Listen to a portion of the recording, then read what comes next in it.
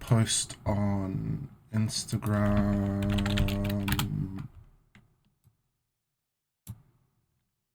Well, yeah. Yeah. Sorry, what did you say? So tell the guys to get out of the gaming PC and get over a. No. Just let that keep going because it's not necessarily always the same audience crossover, No, right? it's fun. It's on. Pardon? What did you say? It's good to see him on it. It's good to see them in it. Actually, to be honest. Yeah. I don't wanna kill the vibe of that. Just let them keep doing what they're doing because overall it's like beneficial and it's not necessarily always the same audience because the people who normally join the podcast are normally, you know, I think I know their faces, but they're not. I don't think they're like normally like core members, which is weird. Because I think the podcast or the people who join the podcast, it's starting to have its own audience. It's the same There's a thing lot of with like subcategories, isn't it? yeah, it's the same thing with like the Instagram engagement. I'm noticing a few people who are like, either commenting or like DMing or interacting with like the polls on like the Instagram, and they're not people on the Discord. So it's good because I think that's the benefit of like cultivating different audiences, is because you eventually get to the point where, sorry, excuse me, you eventually get to the point where the platform gets big enough where you're getting different type I'm taller than you. Across the board. The next thing is then like YouTube and Reddit. Twitter, I'm always scared of using because obvious reason. Quite rightfully so. Yeah, I opened it up today. Or was it yesterday? I wanted to make a tweet.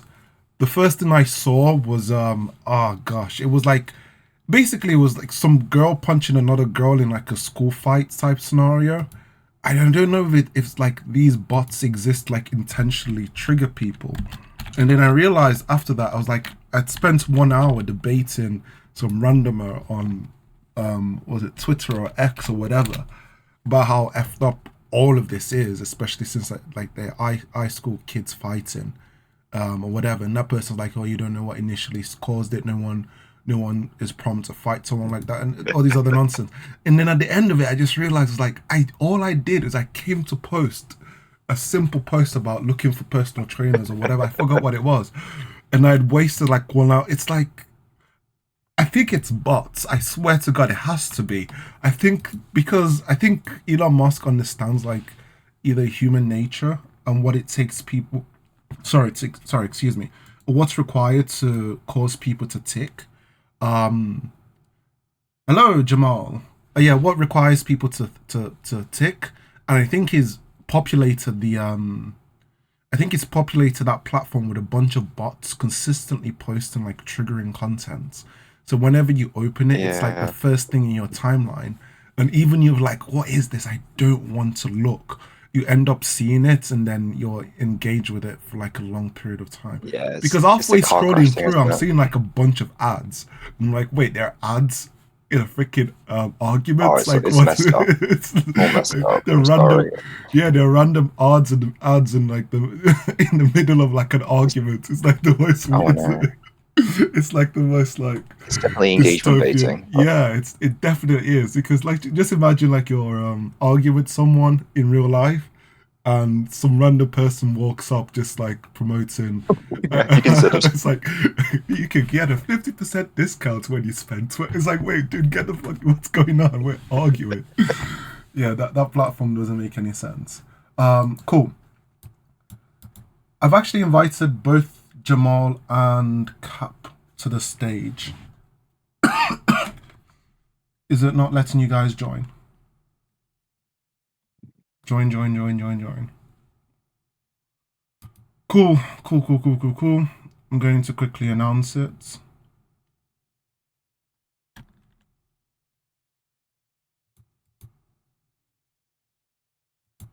Copy text.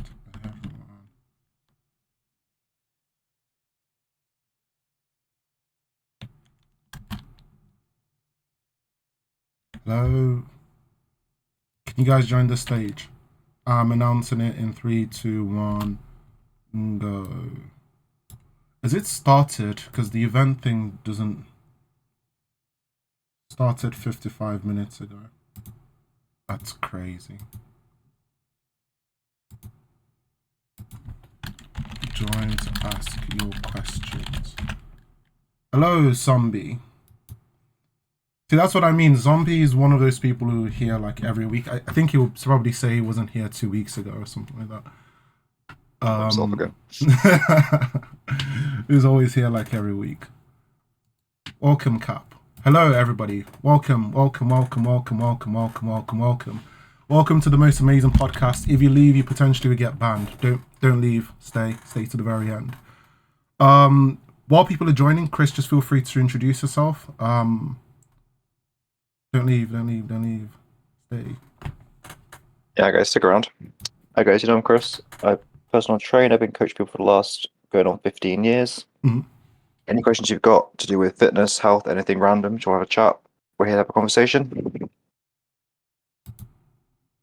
you hang around? Was that the introduction? It's a brief introduction, yeah. Yeah, perfect. Welcome, everybody. Appreciate you joining. This is our weekly podcast. It's an opportunity for you to ask your question. If you do have any questions, feel free to use the text chat. Voice questions are going to be prioritized over text-based questions.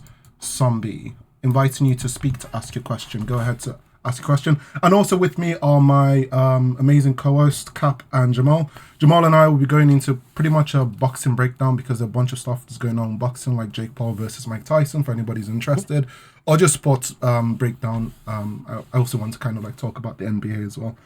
Zombie, yo, how are you doing, dude? Feel free to ask your question. Hello. You? Yeah, I'm good. Did you have a good week? Yeah, it was good. Cool. So my question was, does sleeping time matter? As in not, 6 hours, not that, but at what time you sleep. For example, if I sleep at 4 a.m., if you say, and wake up after 6-7 hours, does that affect me in any bad way other than just ruining my sleeping schedule? Yeah, that's a good question. I will say the actual number of hours of sleep and quality of sleep is more important than the time you sleep. So if you do go to bed at 4 a.m., the only real downside is you may slow down the rest of your day and you won't get as much sunlight. You hear a lot in podcasts and human and things about the importance of sunlight all the time, sunlight every 5 seconds after you wake up, sunlight in your eyes, sunlight. Where in reality, getting good quality sleep is more important. So I'd rather you get in 7 to 8 hours of good sleep, 7 to 9 really, I suppose, when you can, and make it good quality sleep rather than worrying about when it is. What does really good mean? I know good quality, it means when you sleep. I really don't know what good quality sleep either means. Yeah, well, it can mean many things, really. You can get a sleep tracker, but ideally you'll be sleeping through. You won't be waking up all the time. You'll wake up feeling rested. That's the main reason ways you'll know it's good quality sleep.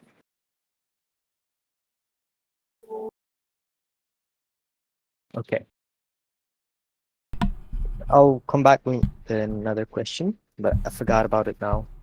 I should write them down, but No worries. Whenever you have any more questions, feel free to ask. And also, just to add on to that, rest and sleeping in general is also really good for recovery. I don't know if the question was specific to like when do you know you've had a really good sleep or why sleep is important. But yeah, I normally would not tell whenever I've had a really good sleep. Like, so for example, on the weekdays, I definitely know I don't get enough good sleep. But on the weekend, I sleep to the point where my body automatically wakes up and I feel like I've got natural energy. I don't need to either drink caffeine or, get involved in like taking any excessive, drinks or whatever to kind of like get me up. I've got natural energy. You can tell, your body feels revitalized and you just feel naturally like awake.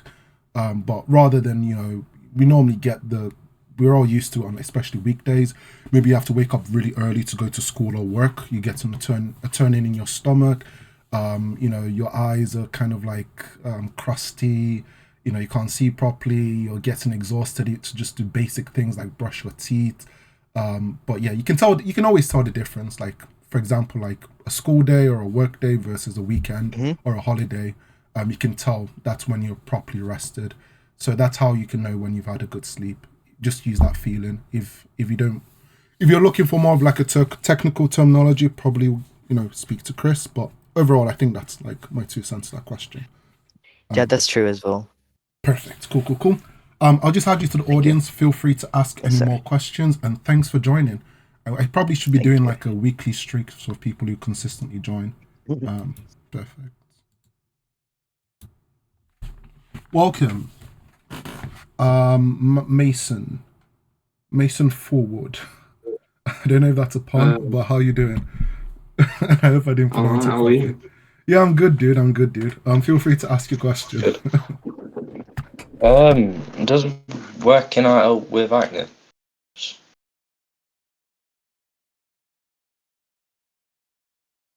I'm sorry, man. I couldn't really hear the last part of that. Could you say it again? Does working out help out with acne? So working out, eating healthy should be able to help with that. Yeah. So as long as you're washing afterwards, if you're working out hard, your body naturally is sweating, shedding oils. As long as you wash properly afterwards and have a good diet, it should help. It's not going to replace some sort of medical treatments, which are a more direct fix for it. But working out, having good nutrition, good rest will give you the best chance of naturally fighting it off, basically. I won't say avoid medical things. Do talk to a doctor as the real way to fix it. Thanks. Perfect. Thank you very much, Mason. Do you have any other questions? That's it, man. Perfect, dude. Thanks. Feel free to stay the audience. Listen to the very end. I'm going to start doing streaks for people who stay to the very end. Appreciate it. And maybe you also learn something new and something you can take away with you, or you just get the chat active. Cool. Thank you very much, dude. I'm just going to quickly move you to the audience. And I hope you have a great time.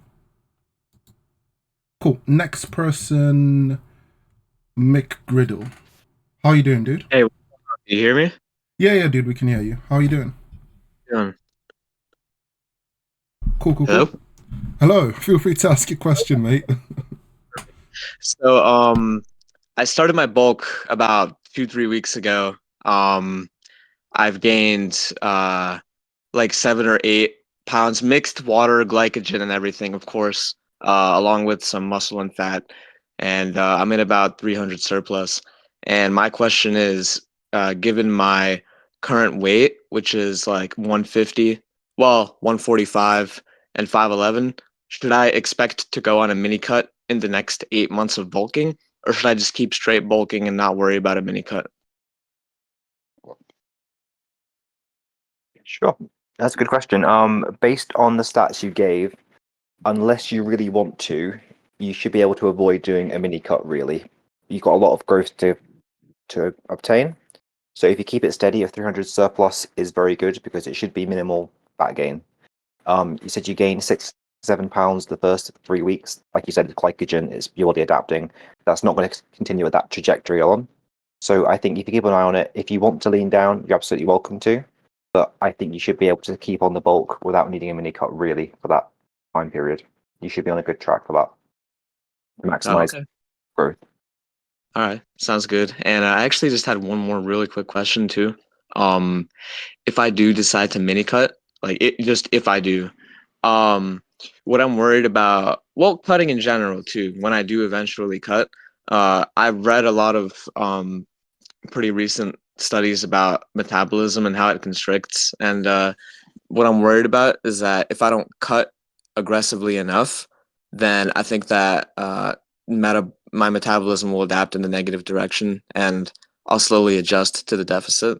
And my concern there is that I feel like that'll prolong the cutting phase. Like, let's say my maintenance after my bulk ends up being like 3,100 or 3,000, right? And then I go on a cut, I'm at like 27 or 2,600 every day. What I'm thinking is that due to the research, the adjustment amount will probably go in the negative direction, and I'll adapt to that. And I'll have to cut lower and lower and lower over time. So, like, is there any way to mitigate that? Like, my plan was maybe instead of doing a daily deficit to like kind of eat maintenance and then do 1 or 2 days of really aggressive deficit to create the weekly average, but kind of mitigate the adaptation that I'm talking about. So I just wanted to see your thoughts on that. Absolutely. I will say looking at research is great, but I do think you're kind of overthinking it at this point. I haven't seen the exact studies, so if you link them to me, I'll have a quick look. But in my experience, you shouldn't be worrying about damaging your metabolism or resetting to a higher amount. As you build muscle, you'll have a slightly higher maintenance calorie level, simply because muscle is metabolically expensive. It requires calories to maintain. Yep. I've not experienced in my clients an issue of resetting their maintenance calories too high because that takes a lot of muscle. Again, I'll have to check the study again, but I wouldn't worry about that at this point. I would keep it simple. I would keep on your mini bulk for the moment, and then realize if you want to go for a cut, go for a mini cut for a while, a couple of months. Do a slow cut. I always recommend, not a fast one, because then you can keep your muscle. But Yep. again, link the studies if you want me to have a quick look at them. But I wouldn't worry about it at this point. That's not something I've experienced or my clients have experienced. Yeah, no, when it comes to the studies, it's just like a big cacophony of like a ton of studies because it's like one guy named Herman Ponter, and he's an anthropologist who's like very versed in metabolism because he's done a bunch of, I don't know, it's a whole thing. But what's important is that I think you're absolutely right, and that I'm not going to overthink anything. Just kind of bulk and then cut, and that's it. Just one more really quick question: should my goal weight be like 10 or 15 pounds above, like, or is that too small? Like I'm thinking 160, 165 lean, and if I'm 145 right now, or Yeah, for sorry, not sure. lean, but 160, 165 as my final average weight before I start cutting. Um, I'm not sure it's great to have that goal in mind, really. I think really, if you're 5'11", you can be that you must be new to lifting, so you still got a lot of muscle to put on, and you realize that building muscle is not kind of thing you do in a few months. It does take quite a few years to get the real muscle growth. So those I think years, is that like one very long bulk or a few bulk cut cycles? it's whatever you like, really. I tend to keep mine quite lean, so I've always stayed quite lean, so quite a slow surplus, and then the occasional cutting down period, just because I want to feel more comfortable with it, which is entirely your preference. I Yeah, think yeah. it's good to lean down once in a while just to really assess how much muscle you're building, because if you go in a bulk for too long, it's easy to convince yourself, oh, it's all mass, but actually you just become quite fat and you lose perspective. Yeah, no, Um, I mean, especially as someone who's been chubby before, that's kind of a fear of mine. So yeah, yeah, absolutely. just In knowing that that, I case, guess I'll take it slow. And thank you very yeah, much. I absolutely. appreciate it. Focus on getting stronger over time, and that'll give you a good guidance that you're building muscle. And then if you want to lean down, absolutely do that. Yeah, all right, sounds good. Thank you very much. I appreciate it. Thank you very much, Thanks for coming in Nick with Griddle. questions. Appreciate it. Feel free to stay to the podcast at the very end. You might learn something new. You might have new questions to ask. Thanks for joining. I've actually not seen you in the community before. Are you fairly new, or have you been here for a while just lurking? I've been here for a while, just lurking. I actually have a post up. I have a thread up with my progress pictures right now, Oh, and yeah. So if you're ever interested, you can just check that out to see my stats and what's going on. But apart from that, yeah, I just kind of linger around. perfect. It's really nice to see new faces, and really do appreciate you joining.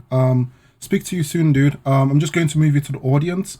Does anybody have any other questions that they would like to ask?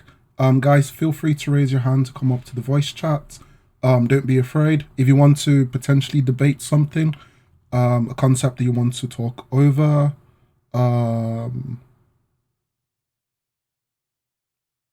no one? So funny that this is the perfect time, but Jamal has just left. We're probably going to talk about boxing to keep people entertained. Actually, since nobody's asking any question, right? I'll ask you guys questions. Is anybody following the Jake Paul versus Mike Tyson boxing fiasco? I leave. Flipping heck. Wait, oh, you here, dude? Oh, fuck, you're still here. Perfect. How you doing, dude? I'm good. How are you? Yeah, I'm good. You were so quiet. I didn't notice you were still there. So who do you think's gonna win, Jake Paul or Mike Tyson? No wrong answers. I think if you're realistic about Mike Tyson, I didn't watch it live, but I've gone back and watched over his last fights his last couple of fights about 20 years ago. Mm. And this guy had about one good round of stamina in him, maybe two. That's not going to improve over 20 years or over his weed smoking habits that he's picked up over that recent time. Even his muscle memory is going to get back in shape and everything, but realistically, he's got about a 2 round or rounds. two Mm. to stop Jake Paul, or else he's gonna just get outlasted and beaten up. Yeah. And I was having this kind of like conversation, especially in the text section, within the server, where a bunch of people are like, Jake's going to get slaughtered. It's like, oh my gosh, it's Jake Paul, it's Mike Tyson, stuff like that. And unfortunately, I feel like most people are like either boxing casuals or just fitness casuals in general, because Mike Tyson's boxing match against John Jones recently, no, Roy Jones recently, were a huge indicator that Mike is very fragile, and a fight like this, especially knowing Jake Paul and his ego. So a good example and a good comparison I give to people is, does anybody know Addison Silva? He was once the UFC, or was it middleweight or light middleweight champion of the world. He boxed Jake Paul, and I think Jake Paul completely rocked him. He's closer to age to someone who is still been boxing and doing MMA, and you could tell that Jake's skill. And this is something that this is a weird thing, and I think the Paul brothers have done this very successfully. They've put up a curtain where they say that they are influencers, so whenever they lose, they can get through like the concept of like, oh, we're just influencers. You can tell that they aren't like people who are just influencers. You can tell that they're people who are naturally athletically gifted. Like if you look at Logan Paul and what he does with in the WWE, it's one thing to be athletic, it's one thing to be like a proper gymnast.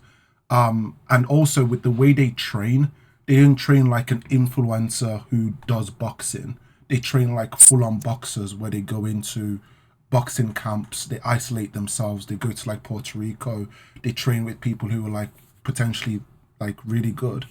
Although Jake was fairly disappointing in the was it the Jake Paul versus what's this guy's name? Fury's brother, Tommy Fury. Yeah, it was very disappointing in that. But yeah, overall, what's your thoughts on? No, the thing is with Jake Paul, like, and you touched on it, is these influencers, they may be millionaires and influencers and YouTubers and works on Disney Channel, but that just means they have all this All the money money. to get The best of the best best. resources, the best coaches, and they have all the time in the world to literally just focus To just on that craft. because all And they he's need been to do doing to that make for at least like 50 to like 100K in a couple of months is make like a post or a sponsored whatever, or do like a podcast, and then they can just invest all their resources in like a nutritionist, a boxing To be coach. honest. Yeah. Sorry, what It's did you not say, like an Chris? average guy. My question is there any pride in beating someone 20 years out of their prime? Is that That's like a the big thing. achievement? That's Or is the it thing. is it, because to me it's There just isn't. a payday. Yeah, it's a There isn't payday. if you look at it. There isn't if you look at it objectively, but then the brag of just saying, "Oh, I beat Mike Tyson." Yeah. The thing is The that the name Paul of brothers are they're just that petty. Like Logan literally fought Floyd. He's like four weight classes above Floyd. Younger, more athletic, had like a better People reach. allow this. It And annoys he's me. yeah. Wait, what did you say? It annoys me. People like, yeah, I'd love to pay to see that. It's just, to me, it's just so shameless. It's so shameless to me. You can say it's entertainment, Yeah. but to me, it's just, I want money, so I'll do this. And like, yeah, you'll do that. Yeah. Yeah. And I guess it's business and it's fine, but to me, there's no pride or honor or whatever you want to call it in it. It's just, Yeah. I wonder how much Also- Netflix is paying them for it. That's the biggest thing. the caveat I would say is Jake Paul is, from what I've seen of him, he's not a defensively blessed fighter. Yeah. So for that first round or round and a half, if he isn't able to Stop Mike. like show any development defensively, Mike's gonna get through some shots and Mike is still a 220-pound man. And if he lands on you with four chicks, still gonna Yeah, have but some issues. the weird wait, thing I is want to I get don't Mike feel Tyson like Mike. regardless. Yeah, I don't think like it's even going to be like a win for Mike, even if that happens. That's why it's like a weird situation. Yeah, no one wins. I mean, the only person who wins from this is Jake Paul, because he gets the huge payday wallet. from Netflix. If he gets knocked out by Mike Tyson, he's like, I stepped in a ring with Mike Tyson. I'm not an influencer boxer. His credibility still kind of like stays the same. and depending on how he does, maybe he gains or loses respect from people.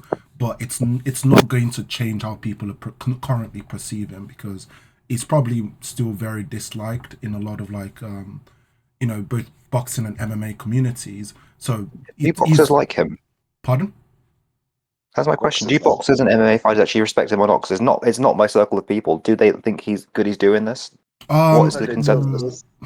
most of them don't like him, but it's mm, some of it's jealousy because a lot of these mm, guys don't make don't the get same paid. purse as he Hmm. does. Yeah, But that's just because of his audience, and he yeah, already has a following. yeah. Because I most feel he's more of boxers an like entertainer at this point that does boxing. I don't know. who's entertaining. I mean, there are a lot of entertaining boxers. Oh, there was this one guy that was going viral where he was like dancing whilst boxing the. I can't remember his name. Yeah, Ben Um, Whitaker. is that his name? Yeah, it was basically dancing while he was boxing with his opponents. It's just trolling him. It's like, oh gosh, imagine being in that fight and losing that way. But yeah, the weird thing about boxing is one of those sports that when you're at the very top, you get the best payday. But when you're in the undercard, you might as well be working. I mean, most boxers who are on the undercard normally work like two They jobs. work, Yeah, yeah, so they they'll be work a like, day job and then they come on. yeah, and then they do their undercard right after, which is actually quite unfortunate.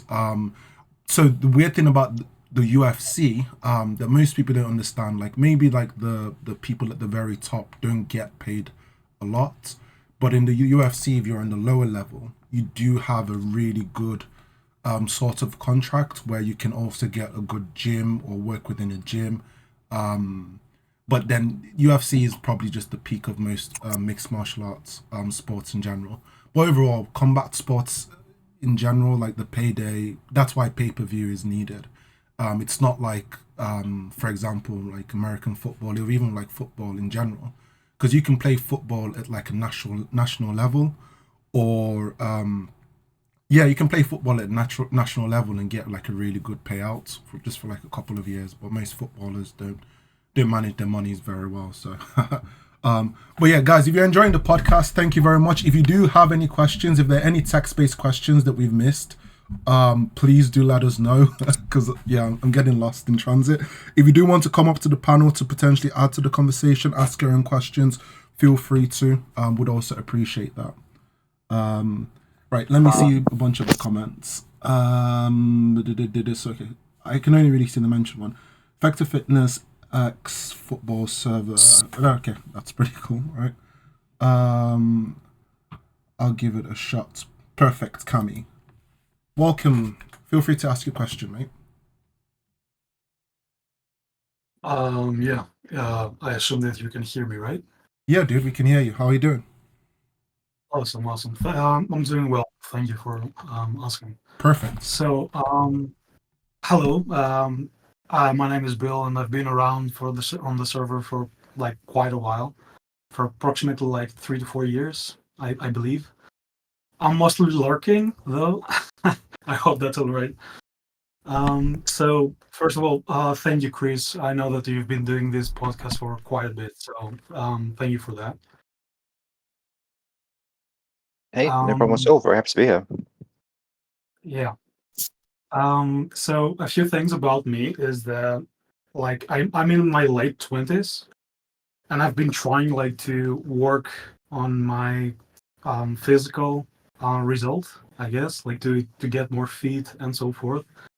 I am like a software engineer, so you can assume that there's a lot of time sitting on a desk, a lot of overtime, a lot of anxiety, and all of that. So, with that said, my physique essentially is, excuse me if my conversions are quite bad or something. I try to Google the metrics. Since I'm from Europe, my height is 1 meter and 82 centimeters, which is Mhm. 6 feet or something like that. And I weigh 130 kilos, which should be at 286 libras, if I'm not mistaken. Yeah. So my goal was to go forward to achieve that V-shape body physique while looking lean. And I asked here on mid-August, I believe, on this server, and a few people actually helped me out on which route I should take, what should I watch out for, and so forth. And we ended up like arguing a bit, but I chose to go for the FAT workout, and I've been doing that for approximately like 3 months. And I hit a wall where I was insanely tired and I couldn't actually focus on my work because like I was exhausted from the workout priorly. So I was kind of like having doubts of if I should put myself like through all this like pushing and pushing, because my goal was to just work on my health and fitness. So yeah. So after that, I tried to stick to a diet plan to cut. So due to like without like trying to create complaints or excuses about it, due to the line of work again, I sometimes like skipped meals, etc. So I wasn't really consistent with it. Moving on, like back in January, when I like we went back from like Christmas, New Year's Eve, and so forth. I wanted to know like where I was going towards, like which line I would stick to, and like the thought workout. What worked for me on my body was that it increased insanely much, like my strength. Like all the exercises that I did was increased by a lot based on how I started within 3 months. So I came again on the server and I asked, "Hey guys, like, what should I do? Like, should I continue that?" And a few guys said that it would be best if you switch the workouts in between. And since you want to look lean, it might be better to go for the classic push pull legs. So, with that said, I went forward to do that. And I've been doing 4 sets, 15 reps with light to medium weights since then. And that brings me to today. And the reason that I came forward today is that I've been asking myself, like, how should I move forward towards that plan and take advantage of this podcast to bring myself into the light and, ask somebody that's really good at it. Yeah. Well, thank you for sharing all that. So I will say, so you went from doing the fat, which is the PHAT, is it, which is the hypertrophy, power hypertrophy, right?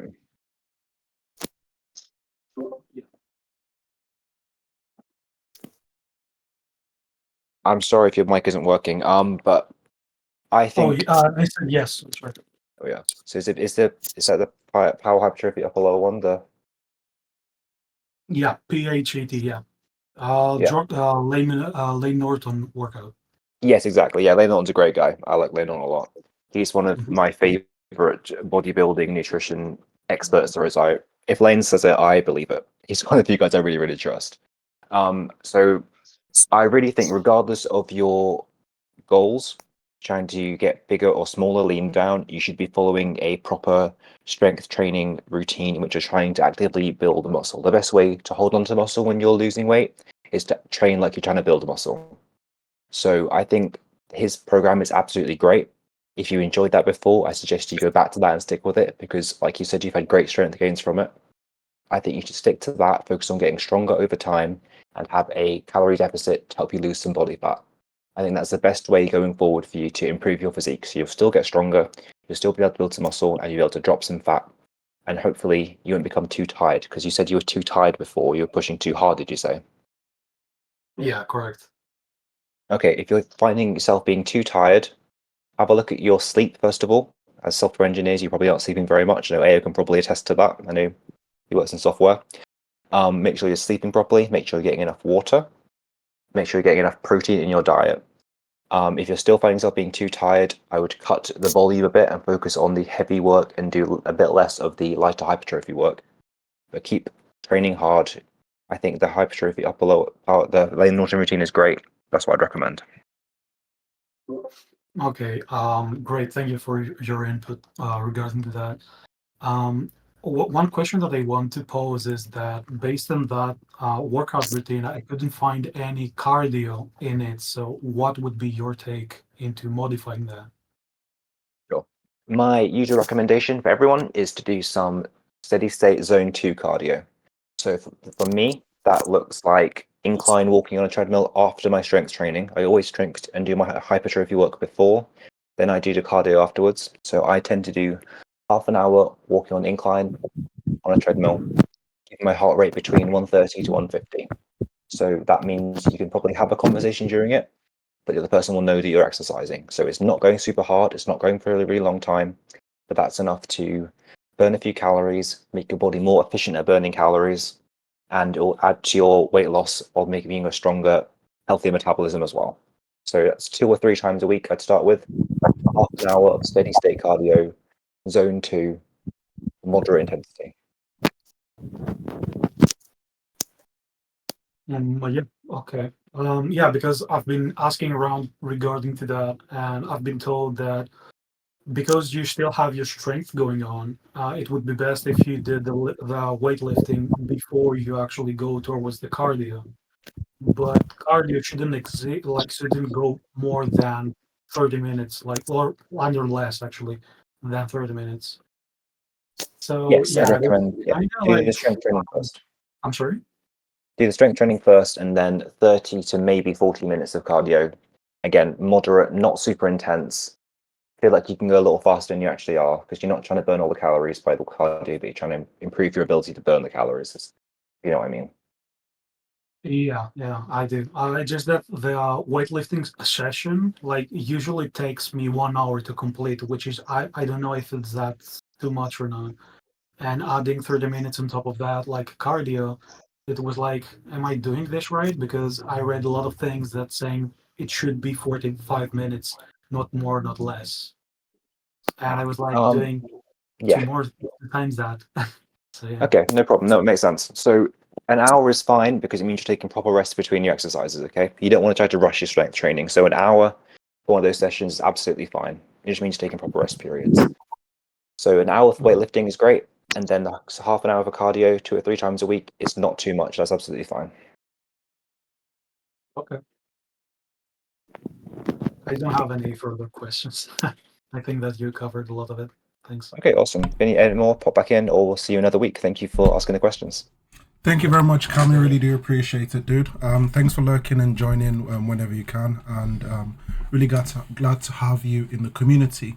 I'm going to move you to the audience. Please do not leave. You might learn something new from your experience, and it helps, with motivation to keep things going. Wait, Thank you too. what? Cool. See you. Are dude. you a software engineer yourself? Yeah. Full stack developer, integration company. Oh, there we go. So maybe you can share something about how you keep in shape and get in shape. Because Cam said he's a software developer, works in software. Yeah, so my routine is very bespoke. My routine is very bespoke to myself, so I never really suggest it to anybody else. I normally would suggest a PPL routine to most people because I think it works out for everyone. But I do pretty much like a dynamic routine that incorporates a lot of weighted calisthenics, a lot of high intensive training, but then I also do some strong lifts like pretty much at the end of each month just to make sure that I can hit my 1 rep maxes just for ego boosts. And that's pretty much it. But yeah, if I was to go to suggest like concerning time and scheduling your time, because I do know there are a lot of out of hours work, especially as a software engineer, depending on the industry that you're in. Even sometimes may have to work on weekend if somebody decides to like explode a database for no reason whatsoever. It's happened to me in the past. What I would potentially suggest is one thing that you would want to do is make your lifestyle also part of your working out. So whenever I go to the gym, I don't drive my car or I don't commute or do anything. I cycle to the gym just to consider that as cardio because a bunch of people always make so people will have like a million reasons like, oh, how can I do an exercise? A simple suggestion like, oh, I don't have enough time to either go to the gym or do whatever. A simple solution to that is like on your way to the gym, you can actually either jog or put yourself underneath, like, because I think one of the questions you asked was concerning cardio. Just cycle to the gym. You don't I know that Chris did suggest you can do like incline cardio, right after your workout. depending on how much time you have within a day, especially on a weekday, and how much energy or mental strength you have right after, to also consider like doing all of that and all of your tasks at work and also going to the gym. I'll probably just suggest like cycling to the gym if it's not close by. Concerning routines, PPL is very solid. And then you can always have like a rest on pretty much like Wednesdays and continue. Or you could do like an upper lower split. Numbers is really into the full body routines where you can do probably up to like 3 full body exercises within a week. And you could probably message her concerning that. She probably has more information about that. But overall, I would just easily say just make it your lifestyle. The moment it's your lifestyle, it doesn't seem like it's something that's stressful or difficult to do. And like Chris rightfully said, don't rush into it. One of the biggest factors a lot of people do, especially when they try to get fit, especially probably because now is around spring break period, and from spring break to like summer peaks and stuff like that, a bunch of people get into a lot of routines and they get like over excited and they get over motivated within like the first couple of days. They do more than they actually do, then they burn themselves out and then they can't commit to it. Go at your pace. You don't essentially need to go to the gym like up to like a specific time frame. I normally suggest like just like average people who want to start working out, 30 minutes to 45 minutes, just get in there, do something that you kind of like enjoy, and also start doing sports. If you start getting involved in sports or local communities or local events, even if it's just like spinning classes or something like that, it's going to keep you motivated. You make friends. It's something that's enjoyable. Or you join like a powerlifting gym, you join a CrossFit gym, you join a track and field class or something like that. You're going to be more motivated to keep exercising, and it doesn't seem like it's working out. It seems like you're going to have fun with a bunch of friends in the sports that you enjoy. Hopefully that gives you an insight. There's any other questions about how I manage my time? I can pretty much give more insights into that, but overall, just don't overwork Skincare yourself. routine, please. What, the PPL routine? Yeah, I think that I am actually doing that cheat as well. Like Mm. I avoid driving or something like that to work. I'm always Yeah. like doing a fast-paced walk towards work, and when I leave also because it's an uphill kind of thing towards gym. So I usually do that. Yeah. I don't know if it's considered a good thing or bad thing, but I always like try to avoid doing the 30-minute cardio after work. Sorry, after the workout, the weightlifting session, because I assume that by counting the 15-minute route that I take from work to the gym, I also count that within my 30 minutes. Because right now I'm working in a startup company and I also have my own project. It's kind of like way too close to having a free time. Yeah, I know that feeling way too well. And also get a gym that's really close to you. And this is weird. I would never suggest this to anyone. I have 2 gym memberships, and I also have a third gym that I can go in for free because my friend from school owns it. So the first gym membership is a pure gym. The second one is one that's pretty much like right close to where I live. It's a powerhouse gym. And then the other one is basically if I need to commute beyond the city center, it's right next to the tram stop, so I can always go in there and pretend to see my mates because he pretty much owns the gym. What I would always suggest is try and I would never suggest this to anybody, but if you have the funds and it's one of those things where you're either moving around a lot or you don't have that type of like motivation, so you need easy and quick access. If the gym is your biggest motivator or sports facilities or whatever, try and sign up to ones that's really close by, either close by at your place of work. So during lunchtime, if you need to go in and exercise, do that, or close by to where you live, or close by to on your way where you're commuting through or from work. And this way, it just makes things easier. And the biggest factor that I would always suggest to people is to make it a lifestyle. Because sometimes whenever I go to the gym, I always set myself like random objectives. So a good objective that I've set myself pretty much like this week, which is kind of like where I started the Plateau Challenge. Wink, wink to everybody to sign up to Plateau Challenge. I need to announce the winners. Is to be able to do, body weight plus 50 kg pull up. That's not linked to any specific routine. I just do that for sports, for mental sports, just for myself. I did exactly the same thing with like dips. So I'm trying to do it with pull-ups as well. And I also have that as alongside with like my normal routine. So setting those micro goals, just small milestones for things that you want to achieve. I think you were talking about cardio. It could be something related to your cardio. If that's something you want to set, but that would give you like an additional drive. Because one thing I know, especially in our industry, and especially with people like my superiors that I work with, I see a bunch of them, and no offense, the stereotype is true. A lot of people let themselves go, and I don't think they let themselves go intentionally, because when you're stationary, and you're working long hours, and sometimes you have to do like unnecessary overtime because you can't just leave because maybe you're talking to a client, or you're talking to your superiors, or you're talking to your managers. You end up working to like you're mentally exhausted, and then it's dark outside, you don't know whether you want to go to the gym, you don't have the motivation, you go, you feel tired, you don't commit into the workout as expected. But if you have it somewhere that's close by, so for example right next to your place of work, or right next to your house, during lunchtime, or if you have flexible hours, you could just, I don't know if you use Slack or whatever, you could just set your status to like quickly go into the gym, back in 45 minutes or whatever, do your workout, take a shower, come back, and then continue with your work, and then that keeps you more mentally sane, and you get fresh air, and get back to your work. But that's just my personal advice. Like I said, I would never suggest it to anyone, because that's literally people burning between like either 50 to like 100 pounds like a month just to go to the gym, which is not necessarily sane. But if that works out for you, and sometimes I do it for like other gyms, because I like, so example, Pure Gym has like a good student atmosphere, and the power gym has like a very good bodybuilder slash powerlifting atmosphere. And then my mate's gym is just there because I just want to talk to him random times within the week. Or you could join a boxing gym, which has pretty much all of it, and also cardio is incorporated in the routine. So did that potentially give you insights? Is it good advice? If it's not, sorry, we're going on a tangent. If it is, thanks for listening. No, you did, and I actually do like 50% of those. I adopted it already, like when I Perfect. started this gym thing. Perfect. Cool. Thank you very much, Cami. Really great to have someone like you in our community.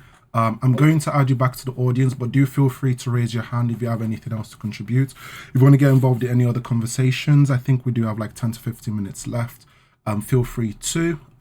If this is boring and you want to play some games with a bunch of nerds below, click on the gaming channel and make sure to have fun and play with them. Cool. Thank you very much, mate. Does anybody Thank you else? too. Cool. Thank you, Thank you. Chris. No problem. Does anybody else have any other questions? Ton of spam. Welcome. I think you've been here every single week. Or not? Hello. Hello, I got a little question, like another one. So, is double chin genetic? Because I mean, I'm not fat. I just got a little stomach. That's it. And my dad was skinny, and he had it too. So, is it genetical? And can I change it any way?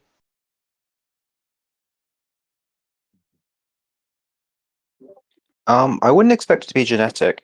I expect it to be to do with diet and then also posture. Posture plays a massive part in how it looks on your body. So look into that. I don't think it's a genetic thing. It's possibly something you can deal with. I don't know. My father was really skinny, and he always had it. So I don't know. And also, I'm always eating healthy, not rarely do cheat meals. So what can I do about it? I'll just quickly add that I checked your tag and it says 13 to 17. So just be aware that your body and your bone structure will still develop as you grow up through up to about 20, maybe into early 20s. So don't worry about how you look right now. Keep following the right what you're doing, which is eating healthy. I will say work on your posture for your neck. That can make a big difference. Make sure you're doing some strength training, maybe some cardio to get healthy. That does some good endurance. But if you do those things, you'll give yourself the best chance of getting rid of it, basically. Okay, thank you. All right. I just want to say a thing. Real quick, I did look it up, and it does say that sometimes double chins can be genetic. So, what do we think about that?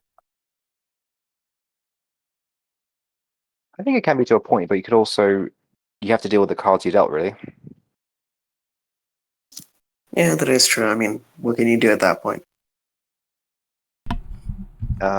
Invest in a snood, perhaps. I don't really know. Yeah.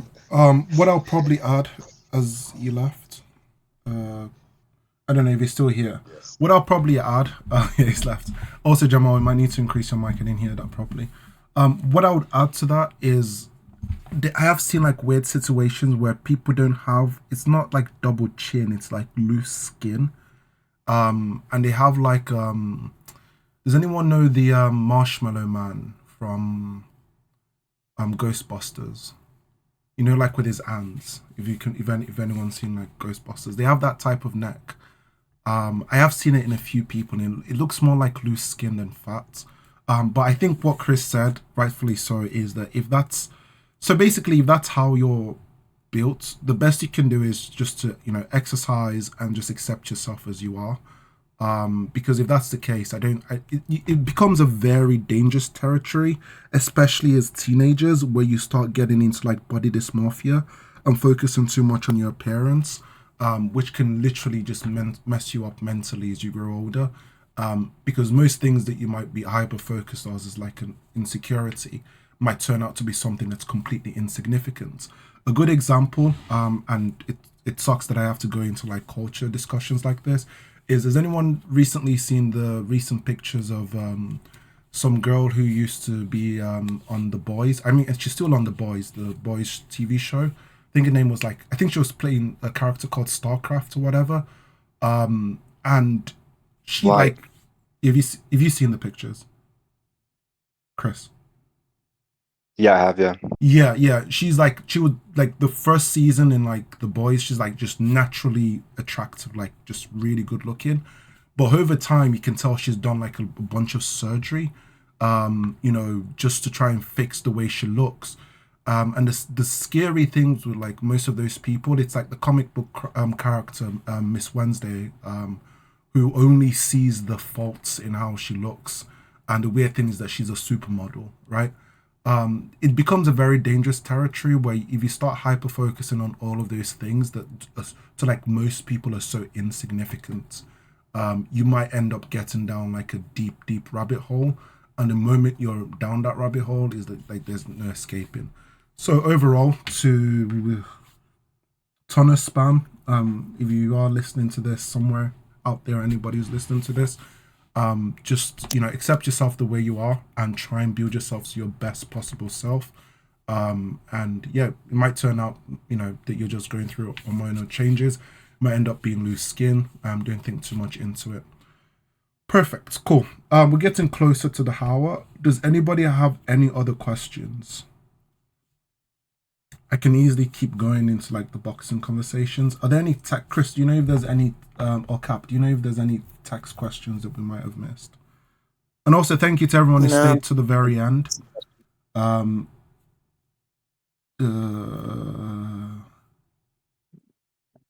think we hit most of them, to be honest. Perfect, cool. What were we talking about before we went back to the questions? It was a good conversation, but I've completely forgotten. I think Chris, you were saying something about, is it worth is it worth taking the money to fight someone like Mike Tyson or something like that? Yeah, I just don't see. It doesn't make sense to me as entertainment, obviously, but I don't see the challenge as a boxer, glory, the honor, the pride in it. Like as a professional athlete, I don't understand how it's something that's good for you to do for the sport. I don't know. To me, it doesn't seem good for the sport. Maybe I'm wrong. I'm not a boxing fan. Yeah, that's the thing. He's not necessarily a professional athlete. He's more of a. His motives are a bit different. Maybe if it was a pro boxer who'd completely dedicated their craft to boxing, it would be a bit different. Like if I'm a heavyweight who's built myself up, I'm not gonna take pride in beating Mike Tyson. But Jake Paul. Yeah, I don't even think AJ would take that. Like even AJ was disappointed at the fact that he had to fight Francis Ngannou because he knew the next fight on the card was against Tyson Fury. But because Tyson Fury had blown that match and skewed the perception of that match so much that he had to do it. Because if he didn't fight Francis, people would have said he's scared of Francis because of what he did to Fury, not knowing that he knows he's better than Fury. He just has a kryptonite in Usyk, who pretty much understands the masterclass when it comes to boxing, and AJ's frustrated because he feels like he's definitely the best of the best, but there's this guy who's just much more technically better than him. So yeah, to answer that question, Chris, most boxing purist, I'll probably say a good boxer that you can follow. I'm not too sure if you've heard of him. His name is Vidal Riley. He's basically an influencer boxer, but he's a proper boxer first, if that makes sense. So if you ever want to get like, because I know, your friends are like a bunch of like streamers and you're into like the content creation world. If you ever want to get like more hope into like the boxing community, he's a good one. He trained KSI for his first fights against like Joe Waller and Logan Paul. Right. Can you drop me the name again? I didn't catch up. Vidal Riley. Let me just quickly get the. He's fighting for the English. He's English fighting for the title, English title in his next fight. Yeah. So. Yeah, Vidal Riley. And he normally covers these things, and he gives like a realistic breakdown on. Like, welcome back to the really. I'm not gonna lie, I'm skeptical when I see professional boxer / rapper. They all have to do that because there's no money. You've got to understand. So they've got to grind online. They've got to do stuff to get their names out there. He's done well. Now he's got 1 million subs, which is really good. But yeah. He's basically like the real deal. His recent fight was phenomenal. Like, he knocked the guy out. Was it third or second round? I forgot. Yeah, he has a very extensive amateur background, so he's got good fundamentals, and yeah, he'll be fine. Yeah. But yeah. No, but look, thank you. Yeah, he basically also challenged Jake, but obviously Jake is not going to take a fight like that because it's high risk, low reward for Jake. But yeah, like most boxers agree with it. Even someone as like crazy as Ryan Garcia also agrees with like Jake Paul is a complete idiot for doing that fight. He's losing his mind. Yeah, I don't even think he's actually genuinely losing his mind. I think he's doing. My question is, sorry to interrupt. So, who is this through the World Boxing Organization? How is all this being authorized? Because obviously, someone's saying this is good for the sport. Let's sign off on this, or is he literally just saying, let's book this arena and have a knockabout? A commission that can license both fighters, and once you can do that, then you can promote it yourself. That's all. Yeah, and I think there've been talks about them potentially using head guards. I don't know how valid that statement is, but it's basically and it's also because of age and stuff like that. It's basically Netflix doing. So what's happened is that because Netflix were the leading platform when it came to streaming, pretty much every company has literally just copied their portfolio. Disney has done the same thing with Disney Plus, but Disney also has something that that's basically a cash cow because streaming platforms are pretty much dead. Most of them have over-invested in a lot of shows or movies that completely flopped, and most of them end up either being a non-profitable platform because they are dependent on the idea that their shareholders and investors will provide them the money and they will get a return on investment from the success of those shows. It used to work out very successfully early on, right? Like with the first Stranger Things, Black Mirror and all these other platforms, all these other shows and movies that were very successful. Now it's not the case, so they've ended up, putting so much money in so many things that haven't been successful. But the biggest, and till today, the biggest method of earning money is real-time entertainment, and the best way to do it is through pay-per-view. Like most boxers, even like the Francis Ngannou versus Anthony Joshua, just make so much money in one night, and you set a really high value. You do pay-per-view. Disney has the benefit of doing that because they own ESPN, so they can get their profits back from the amount of mistakes that they make when it comes to like content creation. But Netflix are trying to find a way to make profits.